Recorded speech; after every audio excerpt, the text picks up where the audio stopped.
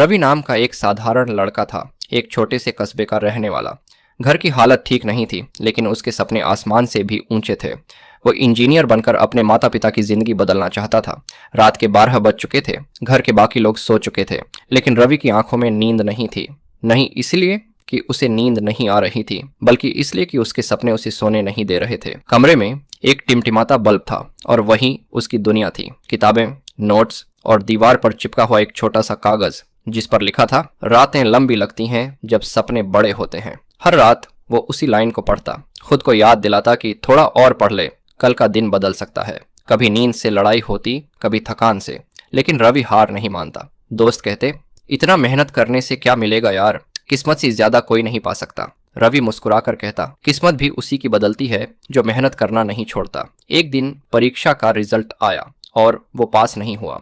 सबका मनोबल टूट गया, यहाँ तक कि माँ ने भी कहा, बेटा थोड़ा आराम कर ले, शायद ये रास्ता तेरे लिए नहीं है। उस रात रवि बहुत चुप था, लेकिन अंदर से वो टूटा नहीं था। उसने आसमान की तरफ देखा और कहा, रातें और भी लंबी होंगी अब, क्योंकि अब मेरे सपने और भी बड़े हो गए हैं। वो फिर से उठा और पहले से दुगनी मेहनत करने लगा। वो सुबह 4 बजे उठता, दिन भर पढ़ता और रात 2 बजे तक पढ़ाई करता। 2 साल तक किसी पार्टी, किसी मोबाइल, किसी मस्ती का नाम नहीं लिया। लोगों को लगता था कि वो खुद को थका रहा है, लेकिन रवि खुद को गढ़ रहा था। फिर एक दिन इंटरव्यू का रिजल्ट आया। रवि को देश की सबसे बड़ी इंजीनियरिंग कंपनी में जॉब मिल गई। वो वही लड़का था जिसे कभी सबने कहा था, तेरे बस की बात नहीं। और आज वही सब लोग कह रहे थे, वाह, तेरा नाम अखबार में आया है।